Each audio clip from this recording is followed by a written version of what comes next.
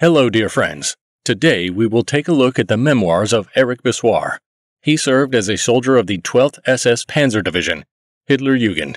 With his memoirs, we, with you, will learn about what the German soldiers had to suffer in the Battle of Normandy. This division was known as the Baby Division, but the stubbornness with which they struggled for every meter of the French land was something that surprised everyone. Their resilience and fighting spirit were way higher than the other German divisions in this battle. Had all the divisions of the German army in Normandy fought at the same high level, it could have resulted in the Normandy landings being a complete disaster. The thing I liked about these memories is that they overlapped so closely with those of Kurt Meyer, known as Panzer Meyer. After the loss of Fritz Witt in Normandy, Kurt Meyer had taken command over the SS Division, Hitlerjugend, on June 16, 1944. He described those Normandy battles in great detail in his memoirs. We have a possibility to compare their memories and to have a look at those battles through the eyes of an ordinary German soldier. Well, now, let's go ahead and begin. In September 1942, Hitler gave orders to all members of the Hitlerjugend organization to begin their military training in the Waffen SS military camps. By that moment in time, I was 17 years old. After 6 weeks of training, I formally joined the Waffen SS, but I was again sent back home. My military service began for me 9 months later, on June 15, 1943, in Beach, France. After completing 3 months of military training, my comrades and I were sent to a location called Meilly-le-Camp, where the 12th SS Armored Regiment was being formed. I was training as a motorized infantry soldier. In January 1944, the regiment was moved to Belgium to join the Waffen SS Hitlerjugend Division. The combat training lasted a few more months until the spring of 1944, and then the division was returned to France. Near the town of Évreux, our division, which earned the name Baby Division among the Allies, began preparations for repulsing the Allied landings. On June 6, 1944, around 2 a.m., our company was alerted. As we were ready to march, we were informed that the Allies had begun their landing. We were 130 kilometers away from the site of the landing, where we were going to fight with the enemy. There was a baptism of fire ahead of us, the young guys. The officers were all experienced veterans, so we were assured that we would execute the order.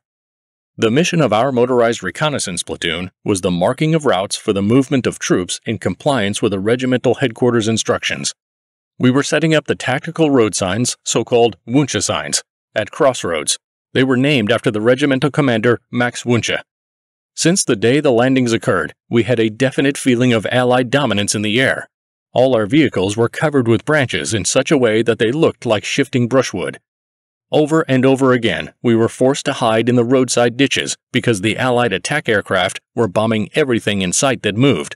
It was the first time in my life that I experienced the air firepower, as everywhere along the roadsides there were damaged and destroyed vehicles from air attacks. We were forced to pass around the burning metal piles, trying to keep as far away from them as possible in order not to get hurt by possible explosions of ammunition.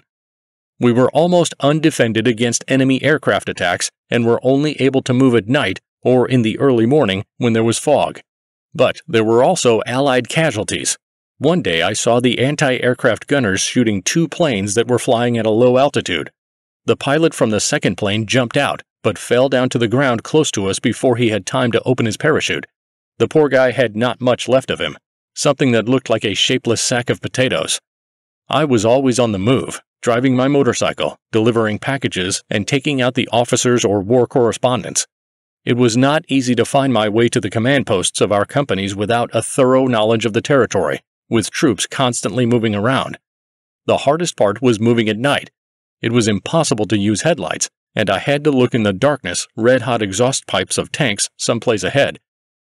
Moreover, I was frequently so exhausted that I would notice the bomb and shell craters too late, or I would pass very close to the walls. I did not sleep much at all, and whenever the opportunity arose, I would lie down and rest anywhere I could. Other times I just rested on my motorcycle, with my back on the seat, my head on the spare tire, and my legs on the wheel. At that time, there was heavy battle raging along the highway and railroad between Caen and Bayeux. We were defending our positions against the vastly superior numbers of the British and Canadians. However, our main problem was not a lack of strength, but a lack of covering from the air, which made any movement extremely difficult. There was a dirt road along a railway embankment near the town of Villeneuve, along which I chose to drive to the 1st Battalion tank position. I was constantly coming across vehicles destroyed by the enemy, which delayed my movement, but there was no other way. All the tanks were fighting, and the thick fumes from the burning vehicles made the search for the commander's tank much more difficult. When I found it, I was happy that I had transmitted the orders from my command and quickly escaped from this hell. On my way back, I picked up 2 wounded men and brought them to the nearest dressing station. After such day, I was just happy to have several hours to sleep in a secure place, in some basement or under the tank. Between June 24th and 26th, the headquarters of the tank regiment was located at a place called Roret, and my platoon was positioned in a garden near there. Searching for a good place to entrench, we had found a liquor warehouse that had once been owned by a Dutch firm called Bols. In it was a large assortment of all sorts of hard liquors, a temptation we could not resist. We were so engaged in our passion that we did not notice the battery of reactive mortars located nearby. After every shelling, the battery immediately relocated to a new place, because the enemy could now easily recognize its position through the smoke trails. After only a very short time, the Allied artillery opened fire on our former neighbors, so that we were forced to dive into our trenches. The next thing I remember is that my comrades found me lying asleep in the trench under a piece of tarp. I have no idea whether it was exhaustion or the alcohol I drank. Being a messenger, I once saw a British attack against our positions. We were in shelters and met the British with machine gun fire, and having suffered heavy casualties, they retreated. The second wave was backed by tanks, and again the British suffered severe losses in manpower and equipment. It is only after a series of stubborn enemy attacks that we were forced to retreat.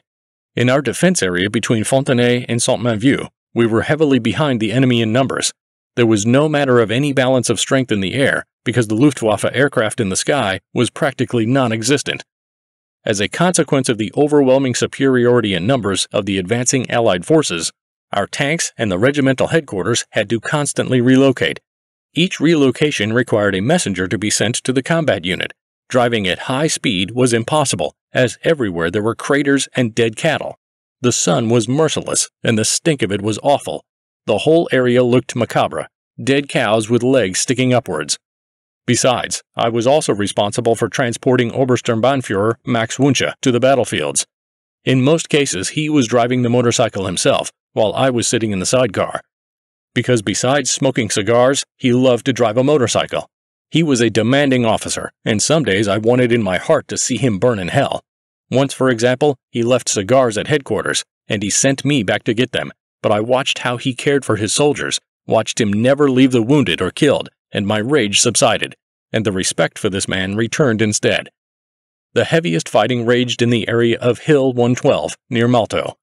The British and Canadians took this height after an unbelievable intensity of shelling.